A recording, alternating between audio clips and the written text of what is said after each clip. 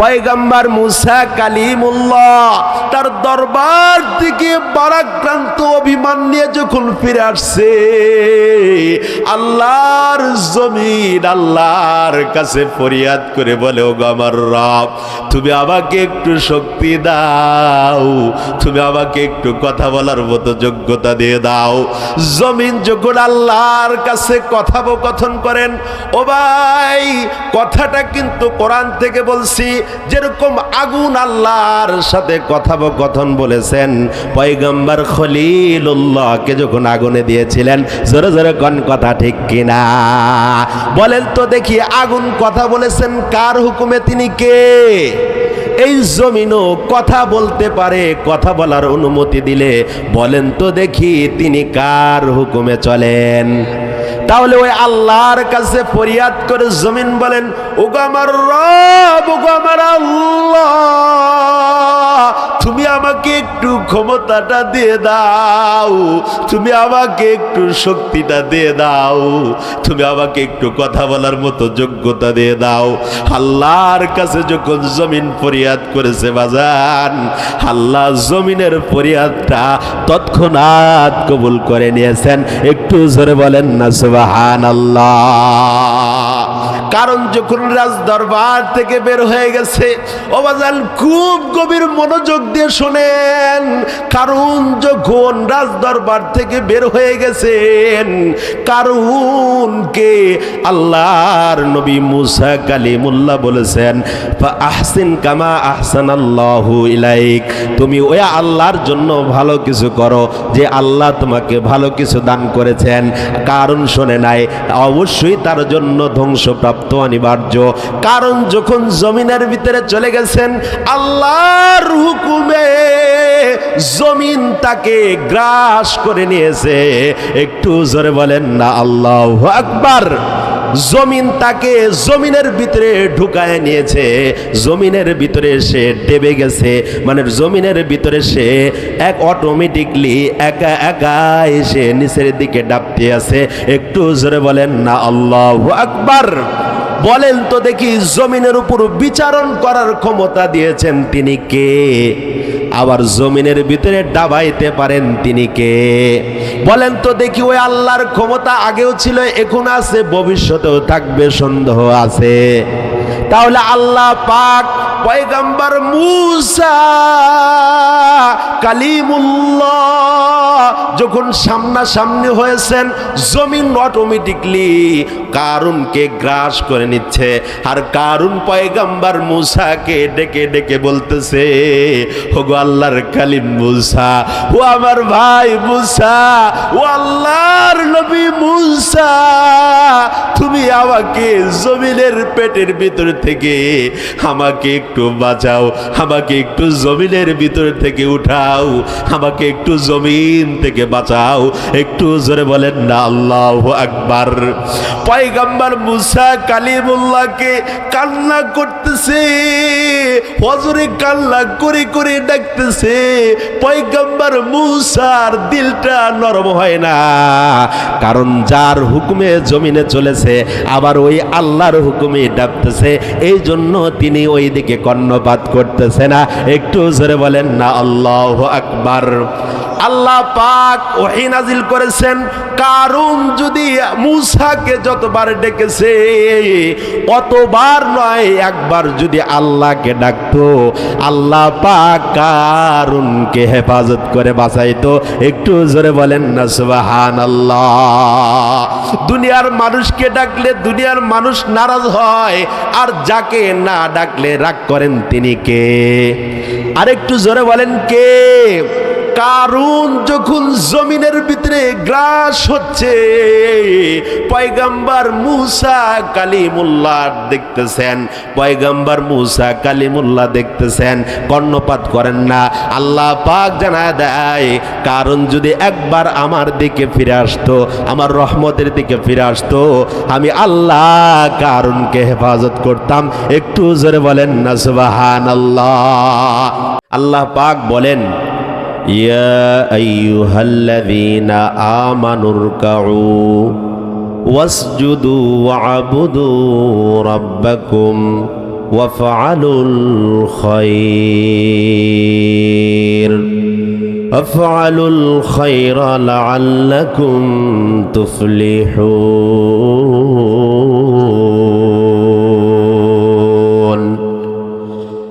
আল্লাহ পাক মহাগ্রন্থ আল কোরআনুল কারীমের ভিতরে বলেন, ও মুসলমান, কথাগুলো ভালো করে শোনেন।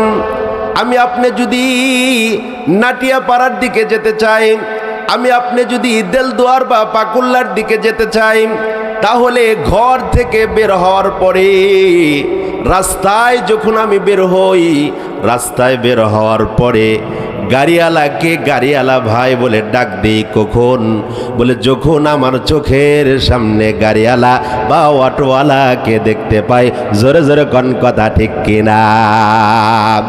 আমার আল্লাহ মহাগ্রন্থ পবিত্র কোরআনুল কারীমের ভিতরে ডেকে ডেকে বলেন, ইয়া আইয়ুহাল্লাযীনা আমানু, হে ইমানদারগণ। আমার আল্লাহ এত সুন্দর করে, আদর করে, মায়া করে আর প্রেম আর ভালোবাসা দিয়ে ডাকলেন। ও বাজান, নিজের গন্তব্য হিসেবে যদি কোথাও যেতে চাই, গাড়িওয়ালাকে যখন আমি দেখতে পাই, তখন আমি গাড়িওয়ালাকে গাড়িওয়ালা ভাই বলে ডাক দিই। আল্লাহ পাক মহাগ্রন্থ আল কোরআনুল কারীমের ভিতরে ইমানদারদেরকে ডাকলেন, ইয়া আইয়ুহাল্লাযীনা আমানু, হে পৃথিবীর ইমানদার, হে পৃথিবীর মুসলমান ইমানদার, আল্লাহর বান্দা এবং বান্দিগণ, তোমরা ভালো করে শুনে নাও। আমার আল্লাহ এত সুন্দর করে, আদর করে, মায়া করে আর প্রেম দিয়ে ডাকলেন, কেমন যেন মনে হয় আমার আল্লাহ বান্দার সামনে উপস্থিত হইয়া বান্দাকে আদর আর মায়া আর প্রেম দিয়ে ডাকতেছেন। একটু জোরে বলেন না সুবহানাল্লাহ।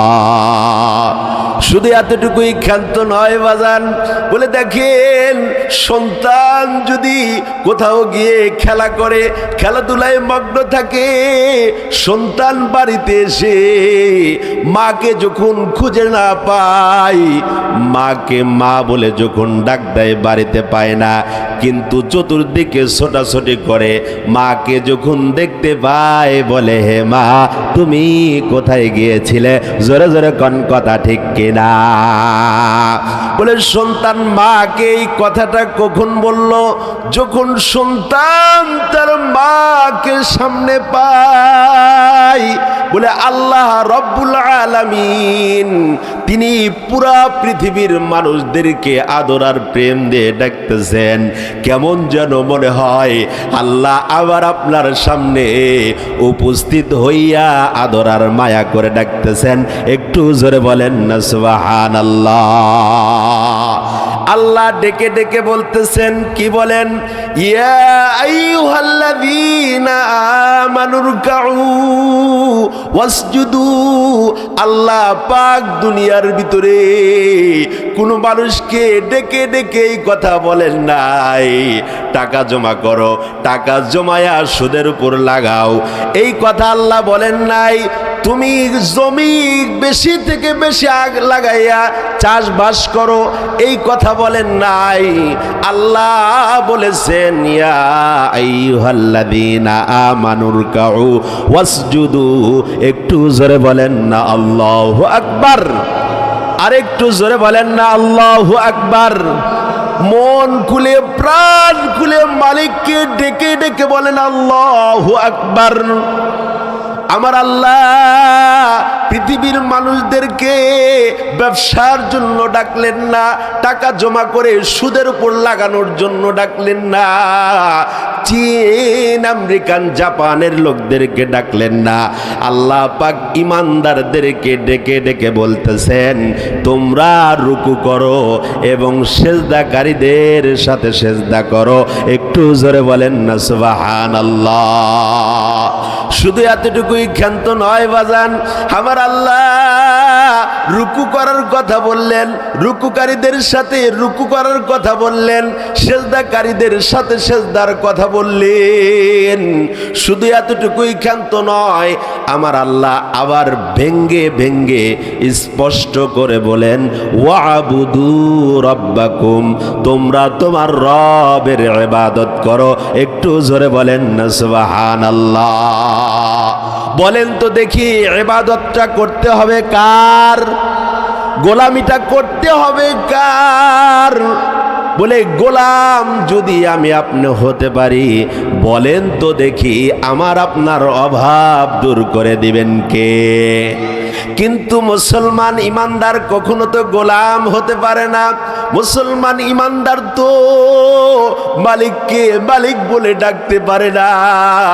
মুসলমান ইমানদার তো আল্লাহর কুদরতি পায়ে সেজদা দিয়ে চোখ দিয়ে অশ্রু ঝরাইতে পারে না। জোরে জোরে কোন কথা ঠিক কিনা? তারপরে আমার আল্লাহ বলেন, ওয়াবুদু রাব্বাকুম ওয়াফআলুল খায়র, তোমরা ভালো ভালো যেই কাজগুলো আছে ভালো কাজ করো। ভালো কাজের ব্যাখ্যার ভিতরে তাফসিরে মারিফুল কোরআনুল কারীমের ভিতরে উল্লেখ করা হয়, তাফসিরে আহসানুল বয়ানের ভিতরে লিপিবদ্ধ করেছেন। আল্লাহ পাক ওয়াফআলুল খায়র দ্বারা বুঝাইতে চান, যেহেতু রুকুর কথা বলেছেন, সেজদার কথা বলেছেন, ইবাদতের কথা বলেছেন, আবার ওয়াফআলুল খায়র দ্বারা তিনি কি বুঝাতে চান? আল্লাহ পাক এই জিনিসটাই বুঝাতে চান, বলে আল্লাহ যেই কাজের হুকুম করেছেন, আল্লাহ যেই কাজ পছন্দ করেন, সেই কাজগুলোই হচ্ছে ভালো কাজ। একটু জোরে বলেন না সুবহানাল্লাহ। কোরআনুল কারীমের এক আয়াত দ্বারা আরেক আয়াতের ব্যাখ্যা করা যায়, এক আয়াত দ্বারা আরেক আয়াতের ব্যাখ্যা হয়। বলে আল্লাহ পাক তো কোরআনুল কারীমের ভিতরে বলেছেন, কুনতুম খায়রা উম্মাতিন উখরিজাত লিন্নাস।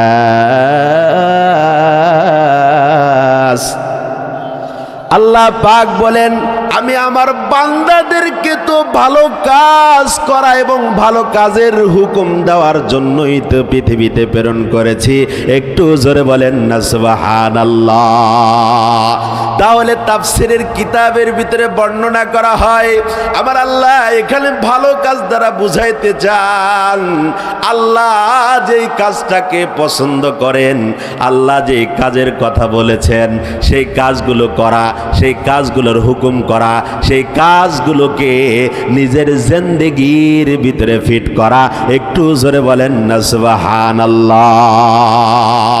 যদি আমি আপনি দুনিয়াতে রুকুকারীদের সাথে রুকু করি, সেজদাকারীদের সাথে সেজদা করতে পারি এবং আল্লাহর ইবাদত করে যদি আল্লাহর আবেদ বান্দা হতে পারি, আল্লাহর ভালো কাজগুলো যদি করতে পারি, আমার আল্লাহ কোরআনুল কারীমের ভিতরে বলেন, লাআল্লাকুম তুফলিহুন, আমি আল্লাহ অবশ্যই দুনিয়াতে এবং আখিরাতে সর্ব জায়গাতেই সফলতা দান করব।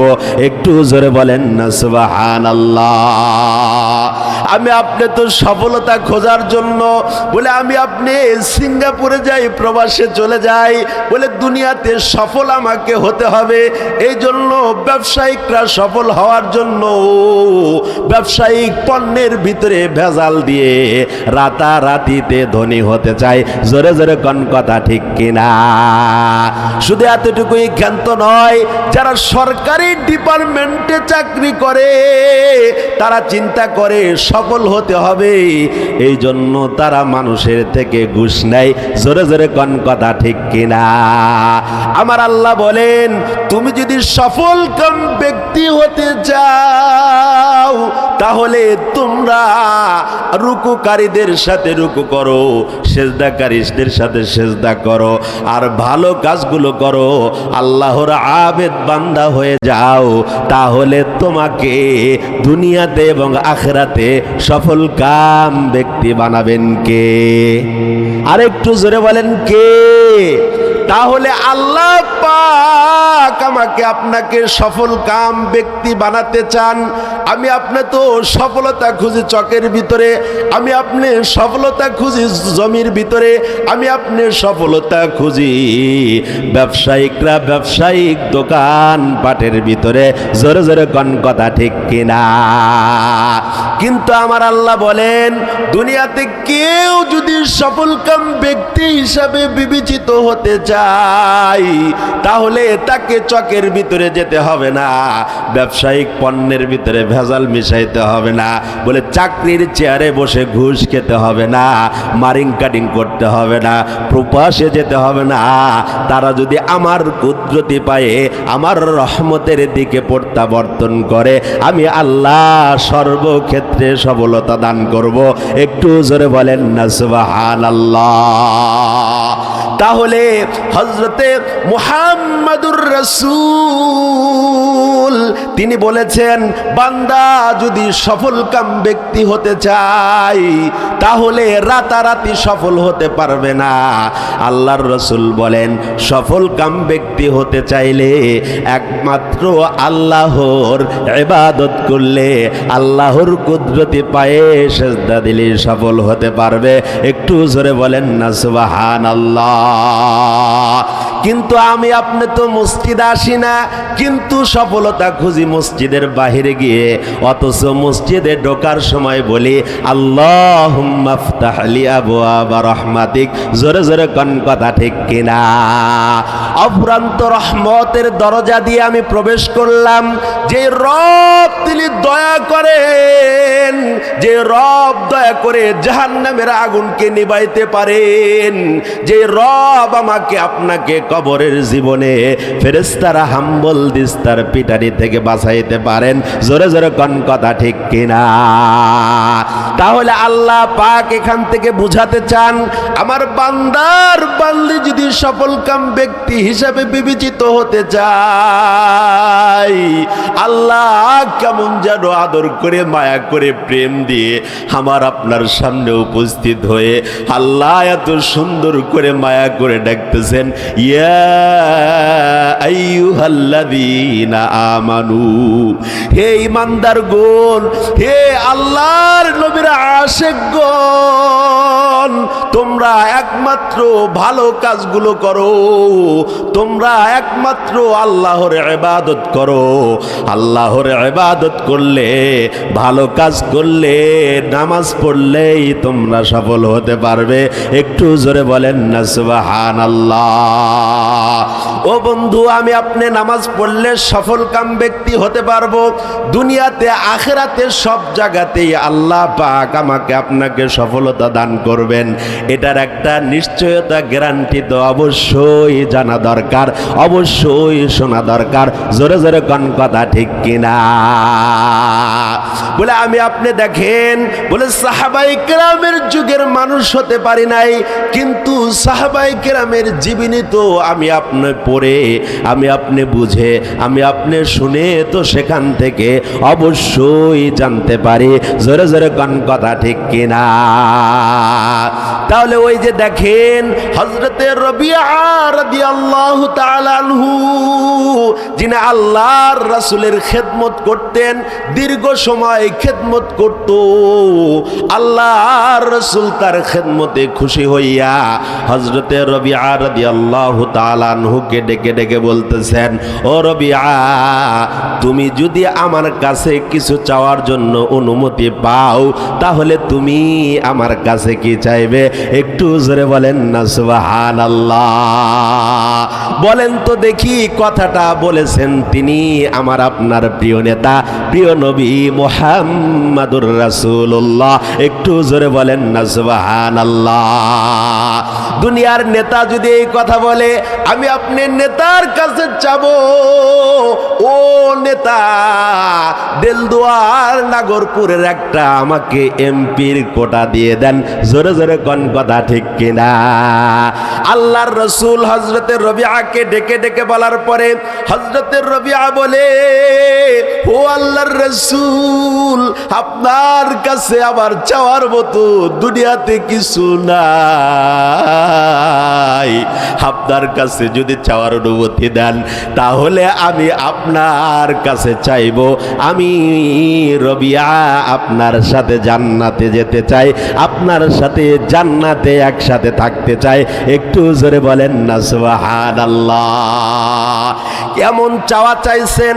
আল্লাহর নবী হযরতে রবিআকে ডেকে ডেকে বলতেছেন, তুমি এমন একটা চাওয়া আমার কাছে চাইলা, যেই চাওয়াটা তোমার জন্য আমি রাসূল অস্বীকার করতে পারি না।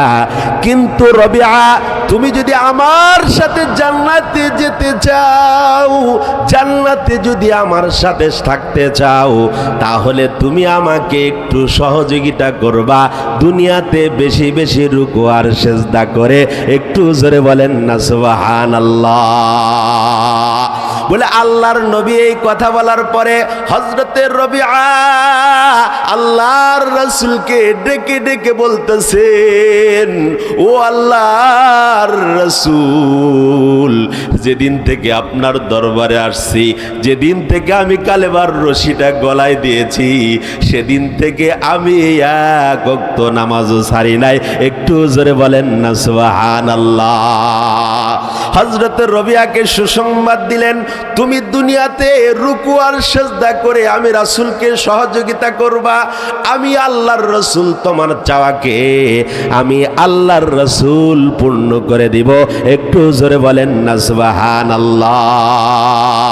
ও মুসলমান, তাহলে আমি যেই কথাটা বুঝাইতে চাইলাম, আল্লাহ সফলতা দান করবেন, আল্লাহ আমাকে আপনাকে কবুল করবেন যদি আমি আপনি রুকুকারী এবং সিজদাকারীদের সঙ্গী হতে পারি।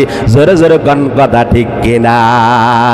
কেমন করে ঘুমাও তুমি, কেমন করে ঘুমাও তুমি, ফজর করে কাজা, এমনও তো হতে পারে জোহরে জানাজা, তোমার জোহরে জানাজা।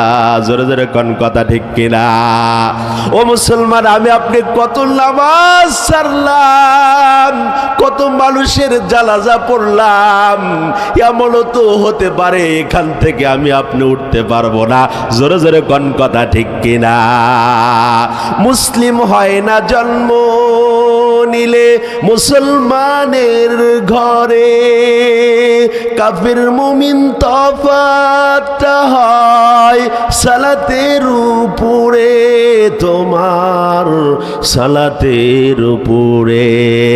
এমন যেন না হয় কবু, এমন যেন না হয় কবু, সালাত তোমার কাজা, এমনও তো হতে পারে জোহরে জানাজা। জোরে জোরে কোন কথা ঠিক কিনা?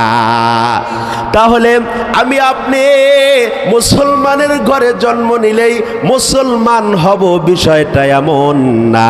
মুসলমানিত্ব অর্জন করতে হবে, মুসলমানিত্ব ধরে টিকা রাখতে হবে। জোরে জোরে কোন কথা ঠিক কিনা? এই জন্য আল্লাহ পাক মহাগ্রন্থ আল কোরআনে বিভিন্ন সময় বিভিন্ন জায়গাতে বিভিন্নভাবে ইমানদারদেরকে ইমানের কথা বলেছেন। ইমানদাররা তো ইমান এনেছে, তারপরেও কেন বলেছেন? বলে ইমানদাররা যেন ইমানকে তারা নস্যাৎ না করে, নষ্ট না করে, এটাকে যেন হেলায় খেলায় নষ্ট করে এটাকে যেন ছেড়ে না দেয়। একটু জোরে বলেন না আল্লাহু আকবার। আরেকটু জোরে বলেন না আল্লাহু আকবার।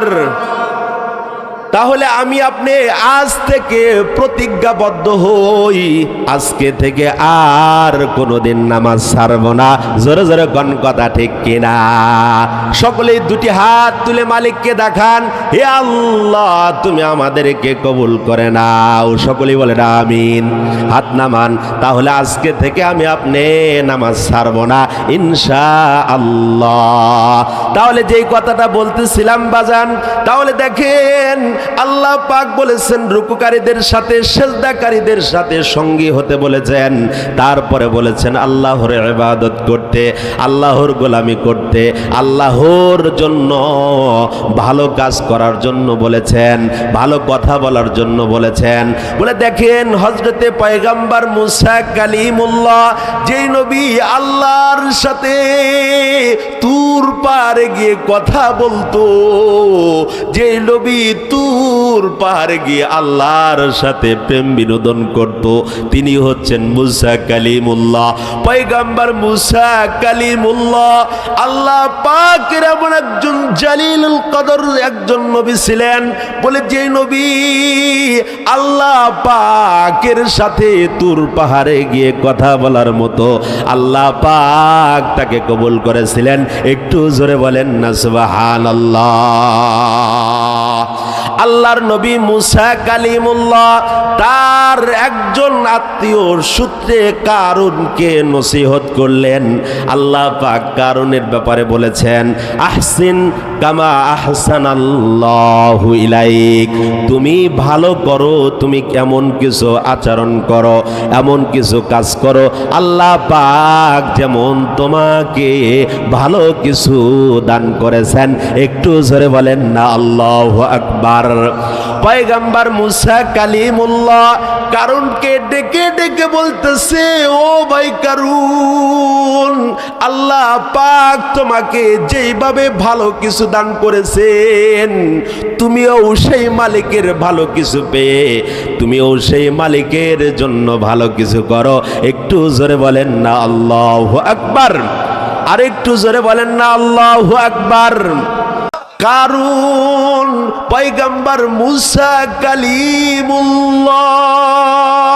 কালিমুল্লাহকে ডেকে ডেকে বলতেছেন, ও পয়গম্বর মুসা, তুমি তো দেখতেছি আমার সংসারের দিকে, আমার অর্থ সম্পদের দিকে, আমার রাজত্বের দিকে, আমার মালিকের দিকে তোমার চোখ পড়ে গেছে।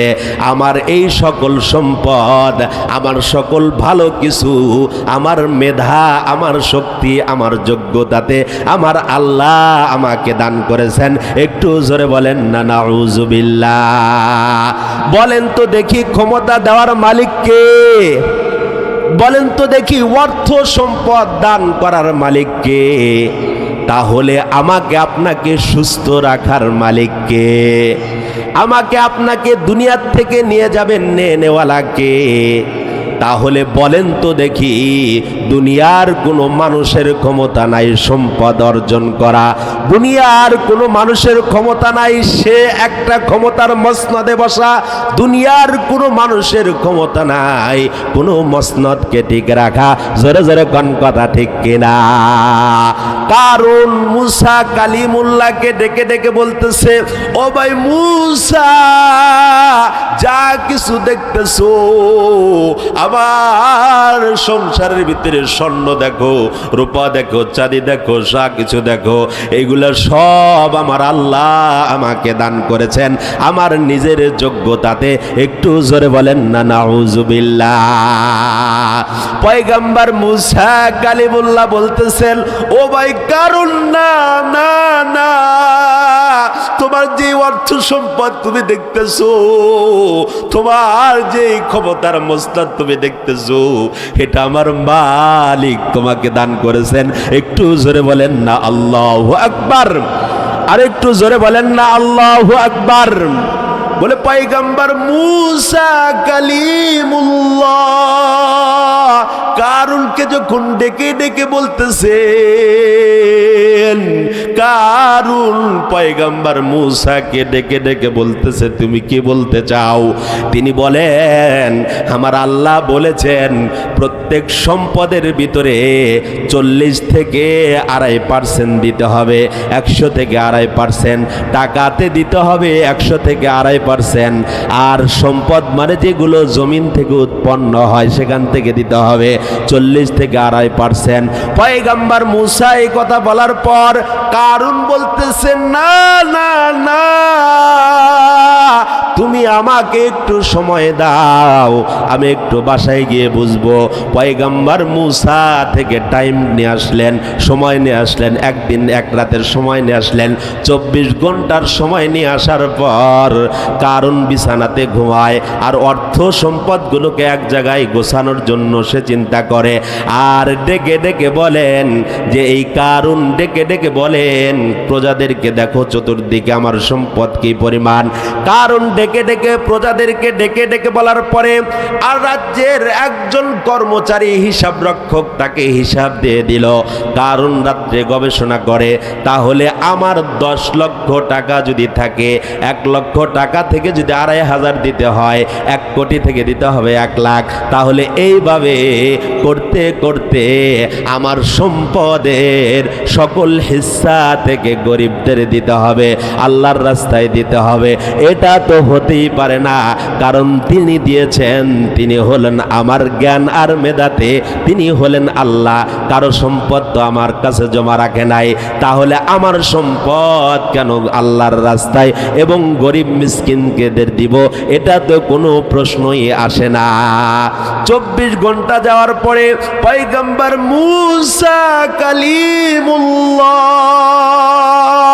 কারুনের রাজ দরবারে চলে আসছেন।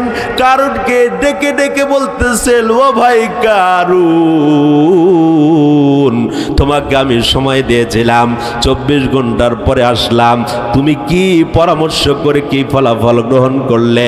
কারণ বলতেছে, আমি তোমার যে প্রশ্নটা তুমি যে সময় দিয়েছিলে আমার সেই ব্যাপারে এখনো স্মরণ হয় নাই, তোমাকে দেখে মাত্র স্মরণ হলো।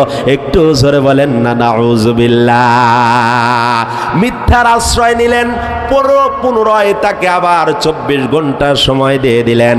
ও ভাই কারণ তুমি বাড়িতে গিয়ে বোঝো, বলে তুমি তোমার পরিবারের সকল সদস্যদেরকে নিয়ে পরামর্শ করো, রাজদরবারের সকল রাজ্যের দাসীদেরকে নিয়ে, প্রজাদেরকে নিয়ে পরামর্শ করো।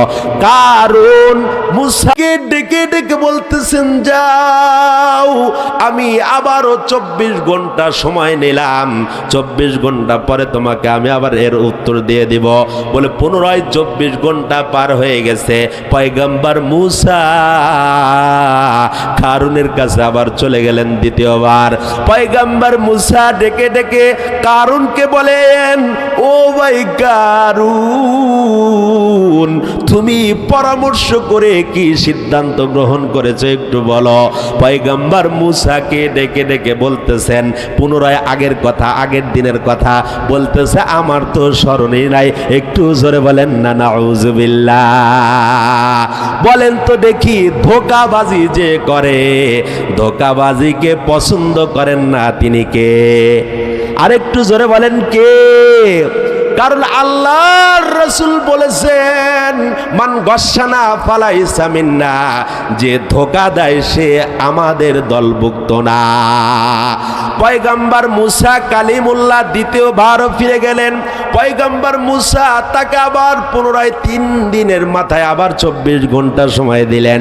24 ঘন্টা সময় দেওয়ার পর পয়গম্বর মূসা কালিমুল্লাহ তিনি বাড়ি থেকে, রাজদরবার থেকে বের হয়ে বাড়িতে চলে গেলেন।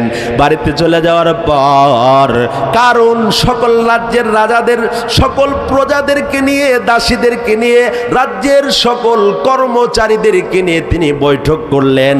কারণ বলতেছে, হযরতে পয়গম্বর মূসা কালিমুল্লাহ তিনি বলেছেন সম্পদের যাকাত দিতে হবে, সম্পদের হক আদায় করতে হবে। পয়গম্বর মূসার কথার পরিপ্রেক্ষিতে রাজ্যের সকল রাজ্যের সকল প্রজাদেরকে ডেকে ডেকে বলার পরে সকলেই এক জবাব দিয়ে দিল, ও বাদশাহ মহোদয়, আপনার কাছে যে সম্পদ আছে এটা তো আপনার কাছে কেউ বর্গা দেয় নাই, আপনার কাছে কেউ জমা দেয় নাই, আপনার কাছে কেউ আমানত রাখে নাই, এটা তো আপনার অর্জিত নিজের শক্তি আর মেধাতে আপনি এটাকে কামাই করেছেন, আপনি এটাকে জমা করেছেন। একটু জোরে বলেন না নাউজুবিল্লাহ। বলে আল্লাহ যখন কাউকে ধরবে, বলেন তো দেখি পাশের লোকের ভুল সিদ্ধান্ত, ভুল পরামর্শের কারণেই তো ধরবে। জোরে জোরে কোন কথা ঠিক কিনা? কারণ সকলের সাথে পরামর্শ করে 3 নাম্বার দিনে আল্লাহর নবী মূসা কালিমুল্লাহ যখন রাজ দরবারে প্রবেশ করেছেন বাজান, রাজ দরবারে যাওয়ার পর পয়গম্বর মূসাকে দেখে অত্যন্ত রাগান্বিত হয়ে গেছেন, গোসা হয়ে গেছে, অত্যন্ত কর্কশ ভাষায় বলতেছে। কারণ হযরতে পয়গম্বর মূসাকে, ও পয়গম্বর মূসা, যে সম্পদগুলোর উপর তোমার চোখ পড়েছে, তোমার নজর পড়েছে, যে সম্পদগুলোর লোভ তোমার দিলের ভিতরে ঢুকে গেছে, তুমি শুনে নাও, এই সম্পদগুলো আমার নিজের শক্তিতে, যোগ্যতাতে, মেধা দিয়ে আমি জমা করেছি, আমার কাছে কেউ রাখে নাই। আমি এই সম্পদের যাকাত দিব না, আমি এই সম্পদকে পুত পবিত্র করব না, আমি ওই আল্লাহর জন্য এই সম্পদকে আল্লাহর রাস্তায় দান করব না। একটু জোরে বলেন না নাউজুবিল্লাহ। পয়গম্বর মূসা কালিমুল্লাহ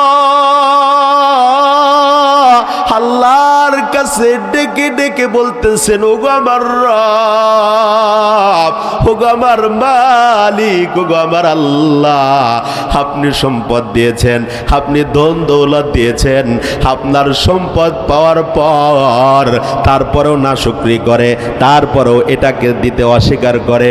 ও আল্লাহ, আপনি তাকে ধ্বংস করে দেন। একটু জোরে বলেন না আল্লাহু আকবার। আর একটু জোরে বলেন না আল্লাহু আকবার। বলেন তো দেখি, দোয়া করেছেন তিনি হলেন মূসা কালিমুল্লাহ, আল কবুল করেছেন তিনি হলেন আল্লাহ। বলেন তো দেখি ধ্বংসটা অবশ্যই হবে নাকি? বলেন অবশ্যই ধ্বংস অনিবার্য। আল্লাহর নবী পয়গম্বর মূসা কালিমুল্লাহ তিনি ওখান থেকে রাগান্বিত হয়ে গেলেন, গোসা হয়ে গেলেন, ভারাক্রান্ত হৃদয় নিয়ে, অভিমান নিয়ে চলে গেলেন, দরবার থেকে বের হয়ে গেলেন। কারণ এমন একজন সম্পদশালী ব্যক্তি ছিল, শক্তিশালী 10 জন মানুষ, তার রাজ্যের সকল গুদামের চাবিগুলো বহন করার মতো লোক তার পিছে গুড়গুড় করত, সব সময় তার চাবিগুলো বহন করত। একটু জোরে বলেন না আল্লাহু আকবার। যদি এমন ব্যক্তি ধনী ব্যক্তি হয়ে থাকে, বলেন তো দেখি তার কাছে কত সম্পদ রয়েছে। 10 জন শক্তিশালী ব্যক্তি যদি তার চাবি বহন করা লাগে, বুঝতে হবে অর্থটা স্বাভাবিক কোনো অর্থ নয়। ইতিহাসে কারুনের ব্যাপারে এমন ইতিহাসবিদগণ ইতিহাস লিখেছেন, বলে কারুনের মতো অর্থ সম্পদওয়ালা এমন ব্যক্তির চাবি বহন করার মতো লোক ছিল না যেমন কারণের নিযুক্ত ছিল। একটু জোরে বলেন না আল্লাহু আকবার। আর একটু জোরে বলেন না আল্লাহু আকবার। মুসলমানের আওয়াজে প্রাণ খুলে মন খুলে বলেন আল্লাহু আকবার। বলেন তো দেখি সম্পদ দিয়েছেন তিনি কে? ধ্বংস করে দেওয়ার ক্ষমতা আছে তিনি কার হাতে? বলেন তো দেখি দিতেও পারেন, নিতে পারেন তিনি কে? বলে আল্লাহ পাক যদি দিতে পারেন, ওই আল্লাহ আবার নিতে পারেন। আল্লাহ যাকে সম্মানিত করেন, আবার ওই মানুষটাকে অসম্মানিতর চেয়ারে বসাইতে পারেন, অসম্মান করে তাকে নিস্তেনাবুদ করে দিতে পারেন। জোরে জোরে কোন কথা ঠিক কিনা? কারণ আল্লাহ পাক মহাগ্রন্থ আল কোরআনুল কারিমের ভিতরে বলেছেন, আল্লাহ পাক যাকে চান অত তুইজ্জু মান তাশাউ ওয়া তুযিল্লু মান তাশাউ বিয়াদিকাল খায়র ওয়াল্লাহু আলা কুল্লি শাইইন কাদির। আল্লাহ যাকে চান সম্মানিত করেন, আল্লাহ যাকে চান বেইজ্জতি করেন, আল্লাহ যাকে চান সম্পদ দিয়ে সম্পদ পাহারাদারি করে আল্লাহর নাফরমান বানাইতে পারেন। জোরে জোরে কোন কথা ঠিক কিনা? পয়গম্বর মুসা কালিমুল্লাহ তার দরবার থেকে পরাক্রান্ত অভিমান নিয়ে যখন ফিরে আসছে, আল্লাহর জমিন আল্লাহর কাছে ফরিয়াদ করে বলে, ওগো আমার রব, তুমি আমাকে একটু শক্তি দাও, তুমি আমাকে একটু কথা বলার মতো যোগ্যতা দিয়ে দাও। জমিন যখন আল্লাহর কাছে কথোপকথন করেন, ও ভাই কথাটা কিন্তু কোরআন থেকে বলছি, যেরকম আগুন আল্লাহর সাথে কথোপকথন বলেছেন, পয়গম্বর খলিলুল্লাহকে যখন আগুনে দিয়েছিলেন। জোরে জোরে কোন কথা ঠিক কিনা? বলেন তো দেখি, আগুন কথা বলেছেন কার হুকুমে? তিনি কে? এই জমিনও কথা বলতে পারে, কথা বলার অনুমতি দিলে বলেন তো দেখি তিনি কার হুকুমে চলেন? তাহলে ওই আল্লাহর কাছে ফরিয়াদ করে জমিন বলেন, ওগো আমার রব, ওগো আমার আল্লাহ, তুমি আমাকে একটু ক্ষমতাটা দিয়ে দাও, তুমি আমাকে একটু শক্তিটা দিয়ে দাও, তুমি আমাকে একটু কথা বলার মতো যোগ্যতা দিয়ে দাও। আল্লাহর কাছে যখন জমিন ফরিয়াদ করেছে বাজান, আল্লাহ জমিনের ফরিয়াদটা তৎক্ষণাৎ কবুল করে নিয়েছেন। একটু জোরে বলেন না সুবহানাল্লাহ। কারণ যখন রাজ দরবার থেকে বের হয়ে গেছে, ও বাজান খুব গভীর মনোযোগ দিয়ে শোনেন, কারণ যখন রাজ দরবার থেকে বের হয়ে গেছেন, কারণকে আল্লাহর নবী মুসা কালিমুল্লাহ বলেছেন, ফা আহসিন কামা আহসানাল্লাহু ইলাইক, তুমি ওই আল্লাহর জন্য ভালো কিছু করো যে আল্লাহ তোমাকে ভালো কিছু দান করেছেন। কারণ শোনে নাই, অবশ্যই তার জন্য ধ্বংসপ্রাপ্ত অনিবার্য। কারণ যখন জমিনের ভিতরে চলে গেছেন, আল্লাহর হুকুমে জমিন তাকে গ্রাস করে নিয়েছে। একটু জোরে বলেন না আল্লাহু আকবার। জমিন তাকে জমিনের ভিতরে ঢুকায় নিয়েছে, জমিনের ভিতরে সে ডেবে গেছে, মানে জমিনের ভিতরে সে এক অটোমেটিকলি একা একা এসে নিচের দিকে ডাবতে আছে। একটু জোরে বলেন না আল্লাহু আকবার। বলেন তো দেখি, জমিনের উপর বিচারণ করার ক্ষমতা দিয়েছেন তিনি কে? আবার জমিনের ভিতরে ডাবাইতে পারেন তিনি কে? বলেন তো দেখি, ওই আল্লাহর ক্ষমতা আগেও ছিল, এখন আছে, ভবিষ্যতেও থাকবে, সন্দেহ আছে? তাহলে আল্লাহ পাক পয়গম্বর মুসা কালিমুল্লাহ যখন সামনাসামনি হয়েছেন, জমিন অটোমেটিকলি কারুনকে গ্রাস করে নিচ্ছে। আর কারুন পয়গম্বর মুসাকে ডেকে ডেকে বলতেছে, ওগো আল্লাহর কালিম মুসা, ও আমার ভাই মুসা, ও আল্লাহর নবী মুসা, তুমি আমাকে জমিনের পেটের ভিতর থেকে আমাকে একটু বাঁচাও, আমাকে একটু জমিনের ভিতর থেকে উঠাও, আমাকে একটু জমিন থেকে বাঁচাও। একটু জোরে বলেন না আল্লাহু আকবার। পয়গম্বর মুসা কালিমুল্লাহকে কান্না করতেছে, হজরে কান্না করে করে ডাকতেছে। পয়গম্বর মুসার দিলটা নরম হয় না, কারণ যার হুকুমে জমিনে চলেছে আবার ওই আল্লাহর হুকুমে ডাকতেছে, এই জন্য তিনি ওই দিকে কর্ণপাত করতেছে না। একটু জোরে বলেন না আল্লাহু আকবার। আল্লাহ পাক ওহী নাজিল করেছেন, কারুন যদি মুসাকে যতবার ডেকেছে অতবার নয়, একবার যদি আল্লাহকে ডাকতো, আল্লাহ পাক কারুনকে হেফাজত করে বাঁচাইতো। একটু জোরে বলেন না সুবহানাল্লাহ। দুনিয়ার মানুষকে ডাকলে দুনিয়ার মানুষ নারাজ হয়, আর যাকে না ডাকলে রাগ করেন তিনি কে? আরেকটু জোরে বলেন কে? কারুন যখন জমিনের ভিতরে গ্রাস হচ্ছে, পয়গম্বর মুসা কালিমুল্লাহ দেখতেছেন, পয়গম্বর মুসা কালিমুল্লাহ দেখতেছেন, কর্ণপাত করেন না। আল্লাহ পাক জানায় দেয়, কারণ যদি একবার আমার দিকে ফিরে আসতো, আমার রহমতের দিকে ফিরে আসতো, আমি আল্লাহ কারুনকে হেফাজত করতাম। একটু জোরে বলেন না সুবহানাল্লাহ। কিন্তু কারণ তো আমার দিকে ফেরে নাই, কারণ তো সে মুসার কাছে চাইছে। কারণকেও আমি সৃষ্টি করেছি, জমিনকেও আমি বানাইছি, আমার নবী মুসাকেও তো আমি সৃষ্টি করেছি। জোরে জোরে কোন কথা ঠিক কিনা? পয়গম্বর মুসা যখন দৃশ্যটা দেখলেন বাজান, পয়গম্বর মুসা আশ্চর্য হয়ে গেলেন। পয়গম্বর মুসাকে ডেকে ডেকে কারণ বলতেছেন, ও ভাই মুসা, ধরো আমার সকল সম্পদের চাবি তোমার হাতে তুলে দিচ্ছি। একটু জোরে বলেন না আল্লাহু আকবার। তাহলে বলেন তো দেখি, যে সম্পদ পবিত্র করতে বললো অস্বীকার করলো, এখন মাটির ভিতরে ডাবতি আছে, এখন বলে আমার সম্পদের চাবি তোমার হাতে তুলে দিচ্ছি। বলেন তো দেখি, গড়গড়া হালতে ঈমান আনলে সেই ঈমান কি কবুল হবে? তাহলে বুঝতে হবে, কারণ থেকে দুনিয়ার মানুষদের শিক্ষা নেওয়া দরকার।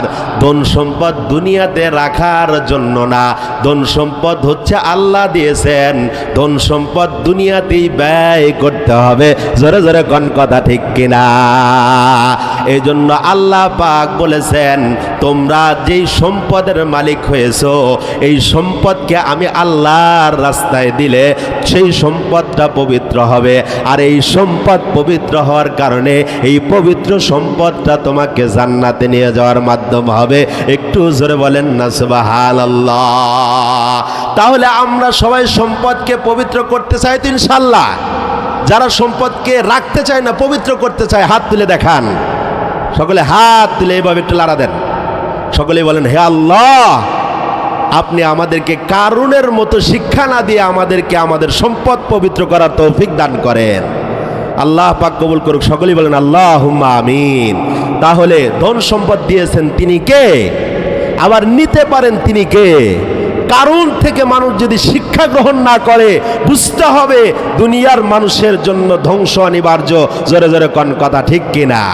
তাহলে আমি আপনি আল্লাহর জন্য, সবাই আল্লাহর রাস্তায় দান করার জন্য রাজি আছি তো ইনশাআল্লাহ? তাহলে আমি আপনি যদি আল্লাহর রাসূলের সাথে জান্নাতে যেতে চাই, আল্লাহর রাসূলের যদি বন্ধু হতে চাই, অবশ্যই আল্লাহর রাস্তায় দান করা ছাড়া হওয়া যাবে? দান করতেই হবে। আমি যে হাদিসটা পড়ছি, সেই হাদিসটা বলে আমি আপনাদের কাছে যাব। আবার যে হাদিসটা পড়ছি, আল্লাহর রাসূল বলেছেন, আস-সাখিয়ু হাবিবুল্লাহ ওয়ালাউ কানা ফাসিকান। দানশীল হচ্ছে আল্লাহর বন্ধু। বলেন তো দেখি, দানশীল কার বন্ধু? আরেকটু জোরে বলেন, কার বন্ধু? আল্লাহ পাকের দানশীল আল্লাহ পাকের বন্ধু হয়ে যায়। ও মুসলমান, আপনি যদি শ্যামলী গাড়ির ড্রাইভার হন, শ্যামলী গাড়ির অন্য ড্রাইভার আপনার বন্ধু হয়ে যায়, বলেন তো দেখি আল্লাহ পাকের সাথে আপনার নামের মিল হলে, বলেন তো দেখি আমি আপনি বুঝি আল্লাহর বন্ধু হব না? অবশ্যই আল্লাহর বন্ধু হব। আল্লাহর একটা নাম আছে মুমিন, আমারও আপনার নাম হচ্ছে মুমিন। বলেন তো দেখি নামটা দিয়েছেন তিনি কে? বলেন তো দেখি বন্ধু বানাবেন তিনি কে? বলেন তো দেখি ঘোষণা দিয়েছেন তিনি কে? আমরা সবাই আল্লাহর বন্ধু হতে চাই। সকলে হাত তুলে আল্লাহকে বলেন, আল্লাহ কবুল করে নাও। হে আল্লাহ, আল্লাহর বন্ধু হিসাবে এই মানুষগুলোকে কবুল করে নাও। সকলেই বলেন আল্লাহুম্মা আমিন। তাহলে দানশীল হলো কার বন্ধু? আল্লাহর বন্ধু। মানুষের নাম মুমিন, আল্লাহর নাম মুমিন। মানুষের নামের সাথে যদি মানুষের নাম মিলে যায়, মানুষের বন্ধু হয়। বলেন তো দেখি আল্লাহর নামের সাথে যদি আমার আপনার নামের মিল হয়, আমি আপনি বুঝি আল্লাহর বন্ধু হতে পারবো না? অবশ্যই আল্লাহর বন্ধু হতে পারবো। জোরে জোরে কোন কথা ঠিক কিনা? আল্লাহ পাক মহাগ্রন্থ আল কোরআনুল কারীমের অন্যত্র বলেন, আল্লাহু ওয়ালিয়ুল্লাযীনা আমানু। আল্লাহ পাকের বন্ধু হচ্ছে ঈমান আনওয়ালা, যিনি ঈমান আনেন, যিনি মুমিন, তিনি হচ্ছেন আল্লাহর বন্ধু। একটু জোরে বলেন না সুবহানাল্লাহ। তাহলে আল্লাহ পাকের রাসূল বলেন আস-সাখিয়্যু হাবিবুল্লাহ, দানশীল হচ্ছে আল্লাহর বন্ধু। দেখেন, আমি আপনি যদি আল্লাহর বন্ধু হতে পারি, আমার আপনার জন্য জান্নাতের দরজা খুলে যাবে।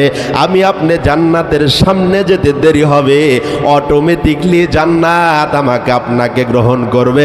একটু জোরে বলেন না সুবহানাল্লাহ। আল্লাহর রাসূল হাদিসে পাকের ভিতরে বলেন ইন্নাল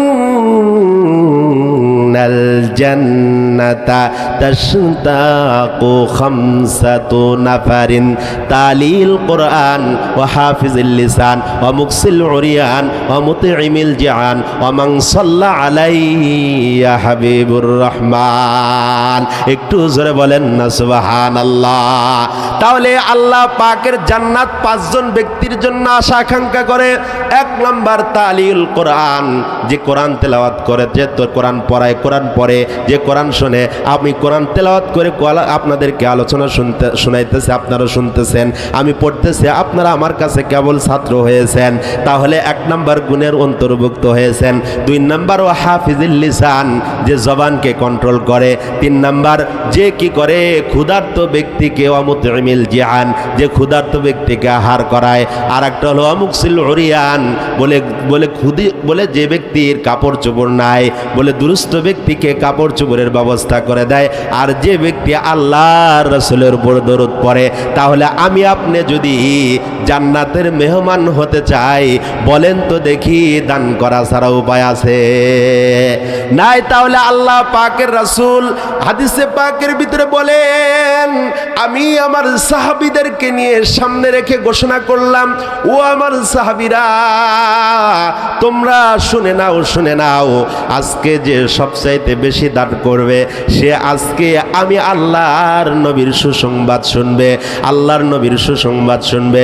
এই কথাটা শোনার পর সাহাবায়ে কেরামের ভিতরে প্রতিযোগিতা শুরু হয়ে গেছে বাজান। আল্লাহর নবীর প্রিয় সাহাবীরা হযরত আবু বকর, হযরত ওমর রাদিয়াল্লাহু তাআলা আনহু বলতেছেন, এই সুযোগটা আজকে আমি হাতছাড়া করব না। হযরত ওমর কি করলেন? আল্লাহর রাসূলের কথা শুনে আল্লাহর রাসূলের দরবারে তিনি কি করলেন? তিনি তিনার সকল সম্পদকে দুভাগ করলেন। এক ভাগ বাড়িতে রেখে গেলেন, আর এক ভাগ তিনি আল্লাহর রাসূলের দরবারে নিয়ে গেলেন। বিভিন্ন সাহাবী বিভিন্ন ভাবে নিয়ে গেলেন। আল্লাহর রাসূলের সবচাইতে কাছের এবং প্রিয় সাহাবী ছিলেন আবু বকর।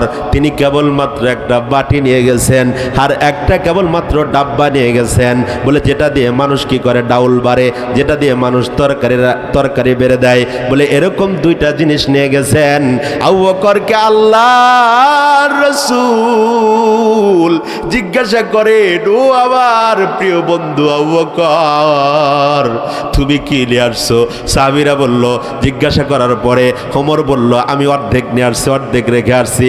হযরত আবু বকরকে বলার পর আবু বকর চোখ দিয়ে পানিগুলো টপ টপ করে পড়ে। আল্লাহর রাসূলকে বলে, আমি কেবলমাত্র আল্লাহর রাসূলকে আমার বাড়িতে রেখে আসছি। একটু জোরে বলেন না সুবহানাল্লাহ। আল্লাহর রাসূল আশ্চর্য হয়ে গেলেন। আল্লাহর রাসূল সকল সাহাবীদের মজমার ভিতরে ঘোষণা দিয়ে দিলেন, আজকে সবচাইতে বড় দান কারণেওয়ালা হলেন আবু বকর, আর আবু বকরের জন্য স্পেশাল আমার পক্ষ থেকে পুরস্কার ঘোষণা হবে। একটু জোরে বলেন না সুবহানাল্লাহ। তাহলে আমি আজকে এই মজমার মধ্যে থেকে আবু বকরকে যেভাবে আল্লাহর রাসূল একটা ঘোষণা দেওয়ার জন্য সুসংবাদ প্রদান করতে চেয়েছেন, আমি এমন একজন ব্যক্তিকে চাই যে আবু বকরের মতো ঘরেতে আল্লাহ এবং আল্লাহর রাসূলকে রেখে আসছেন। আপনাদের ভিতর থেকে আবু বকরের মতো একজন মানুষ চাই যে আবু বকরের সুসংবাদ যেভাবে শুনেছেন, আবু বকরকে যেভাবে আল্লাহর রাসূল সুসংবাদ দিয়েছেন, আবু বকরকে যেভাবে জান্নাতের ঘোষণা আল্লাহর রাসূল নিজের জবানে দিয়েছেন, এভাবে আমি আপনি কে কে আবু বকরের সাথে জান্নাতে যেতে চাই? একটু হাত তুলে দেখান, হাত তুলেন। আবু বকরের সাথে আমরা সবাই জান্নাতে যেতে চাই তো ইনশাআল্লাহ। আল্লাহ সবাইকে কবুল করুক।